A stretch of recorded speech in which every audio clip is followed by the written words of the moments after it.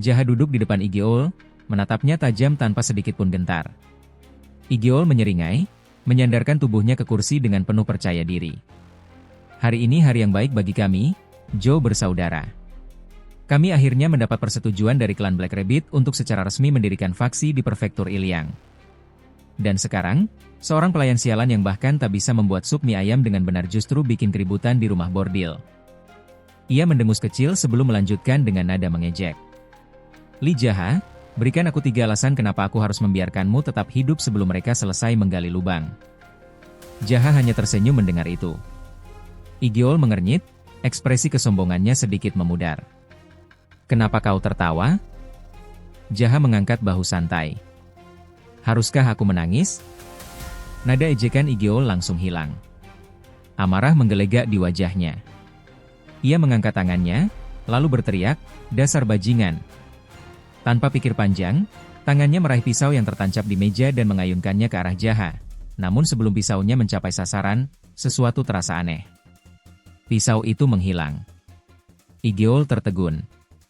Matanya membelalak saat menyadari Jaha kini sudah menggenggam pisau tersebut, dan sebelum ia sempat bereaksi, Jaha menancapkannya ke tangan kirinya, menembus meja. Igeol mengerang, wajahnya memerah karena sakit yang menjalar cepat. Jaha menatapnya dengan ekspresi datar, hanya ada senyum tipis di wajahnya. Sekarang, biar aku yang bertanya. Berikan 1 alasan kenapa aku harus membiarkanmu tetap hidup.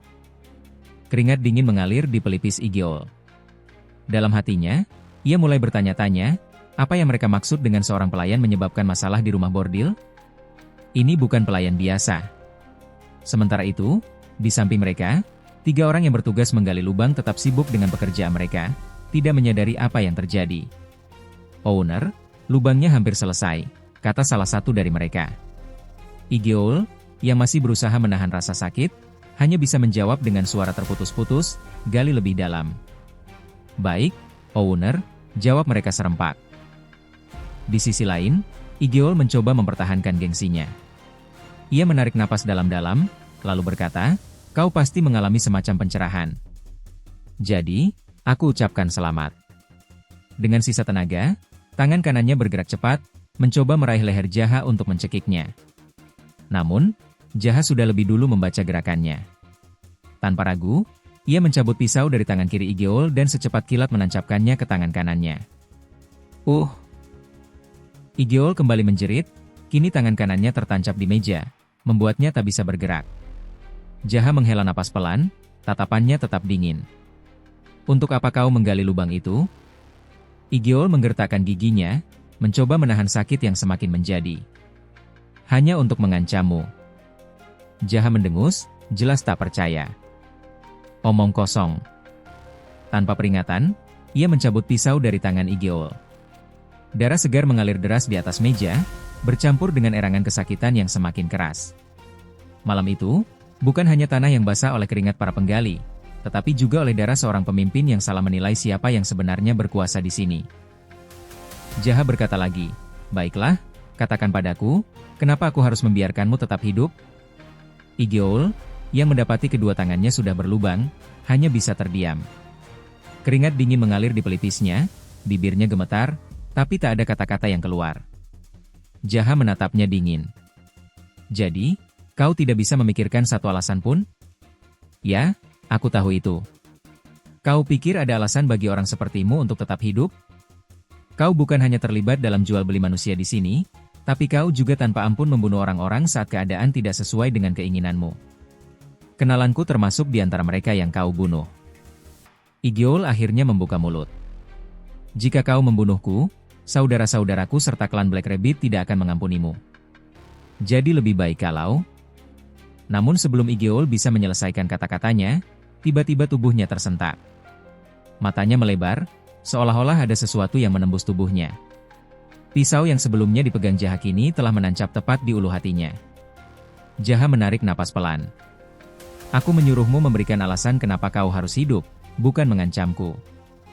Igeol terbatuk, tubuhnya bergetar sebelum akhirnya jatuh ke atas meja, nyawanya menghilang seketika.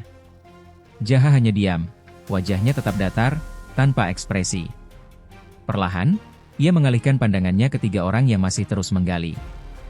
Mereka begitu sibuk hingga tidak menyadari apa yang terjadi. Jaha memanggil dan berkata, "Hei kalian, berhenti menggali lubang." Ketiga pria itu menoleh ke arahnya dan langsung membeku. Mata mereka membelalak, terkejut melihat apa yang baru saja terjadi. Salah satu dari mereka menelan ludah, tangannya gemetar. Jaha menatap mereka satu persatu, lalu berkata, "Kenapa kalian begitu terkejut? Dia ini bermain-main dengan pisau dan mati sendiri tanpa alasan." Keringat dingin mengalir di dahi mereka.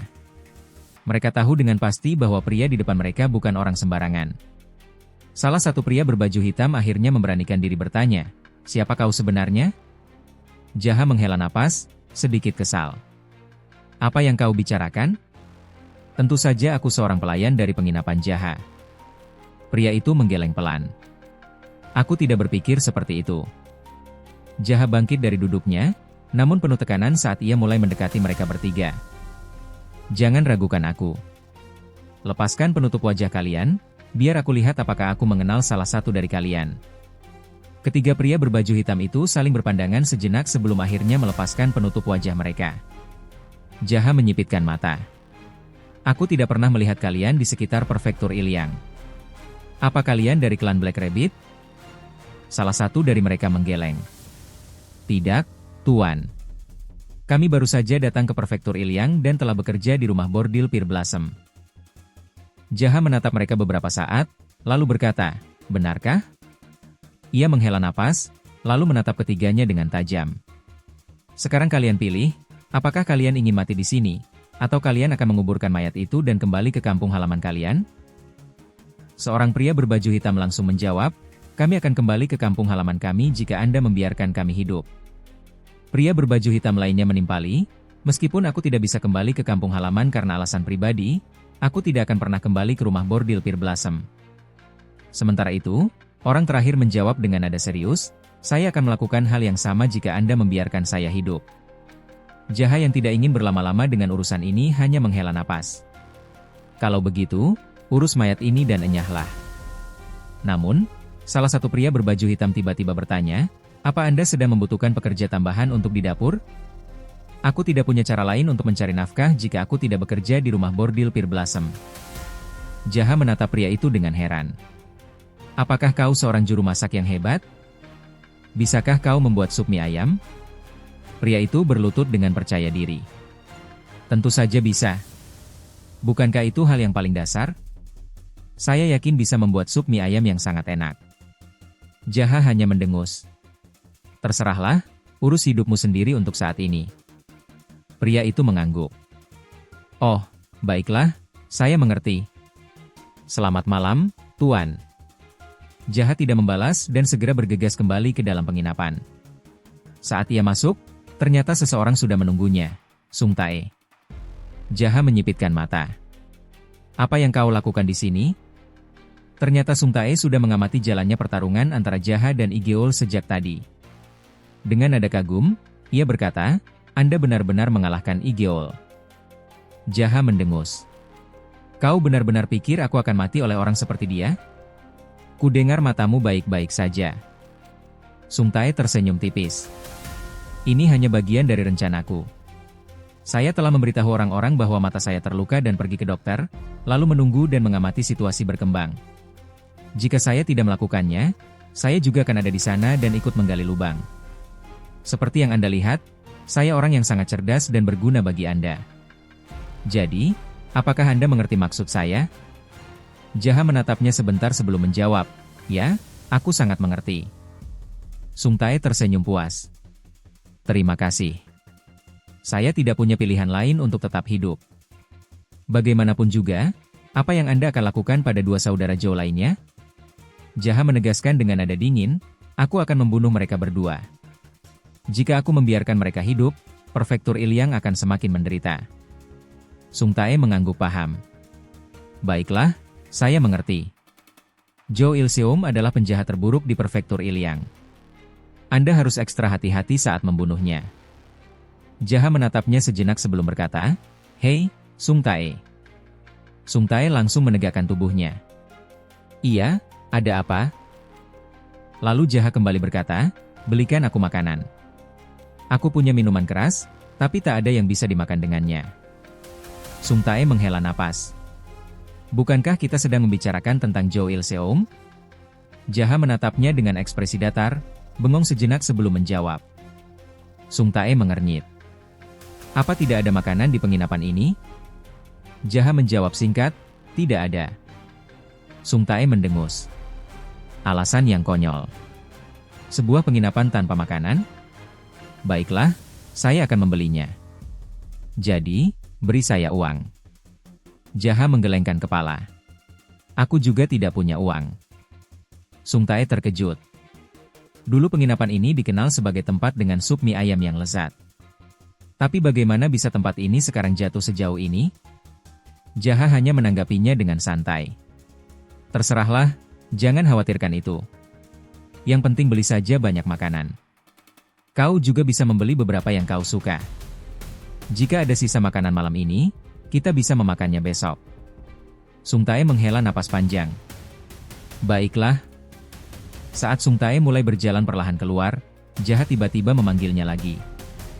Hei, Sung Tae. Sung Tae menoleh dengan malas. Apa ada yang salah? Jaha menyipitkan mata. Apa kau akan berjalan santai seperti itu?